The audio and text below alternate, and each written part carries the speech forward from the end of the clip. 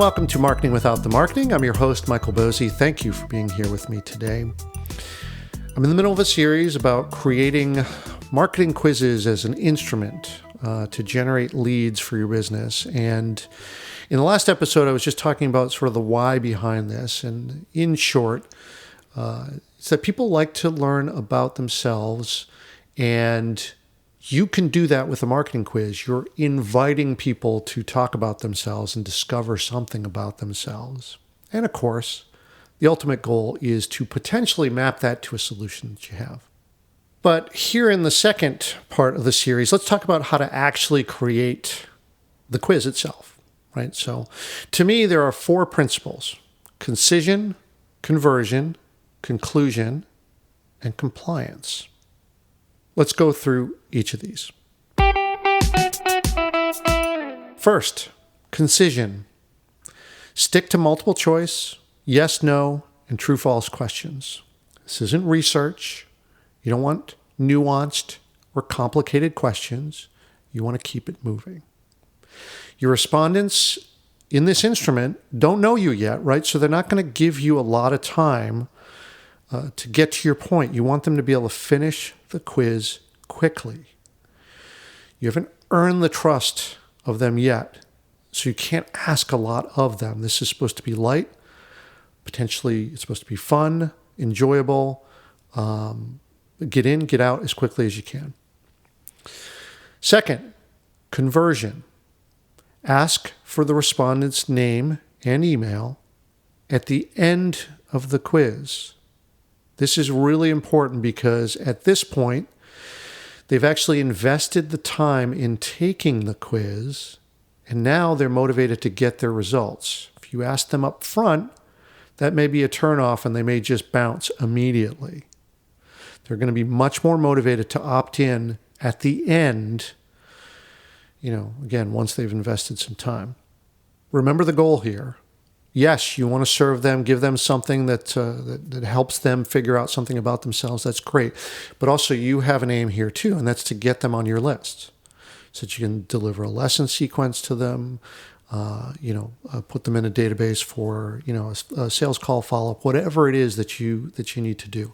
We're going to do this in a respectful way, an ethical way, but we still have to stick to our goals here. Third thing is the conclusion, right? The result. It's the most important part to the user. You really have to deliver on this point. Once they've completed the quiz, what's the next step for the quiz taker? What can they actually do with the information that they just learned?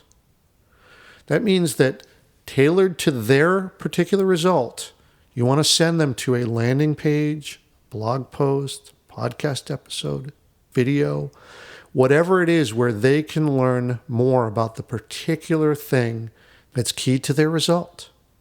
Remember, they showed up because they wanted to know something or to solve a particular issue. You got to help them do that. This is part of the trust building process. And the fourth thing, compliance. Good marketing is ethical marketing. Make sure that you have clear permission to add someone to your email marketing list. Full stop. No exceptions. Now, whichever quizzing platform you choose, stick to these principles and you'll have a very effective instrument for growing your email list.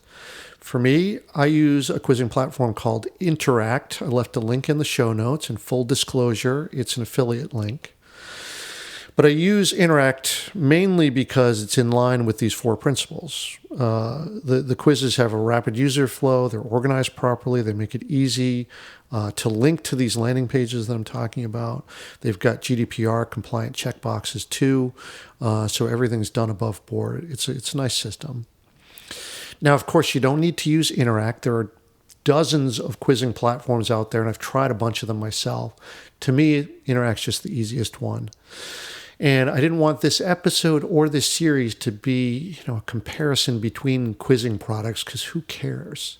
The idea here was just to get you building an effective quiz so that you can try to find that alignment between you and your business and the customer. And I hope that this helps you do that. All right, so I'll stop there. But look, hit me up in the comments on Twitter, on LinkedIn. Send me an email, whatever it is. Let me know if how your quizzing goes out there in the real world. I would love to hear how you execute this strategy. All right, thank you as always, and we'll see you on the next episode.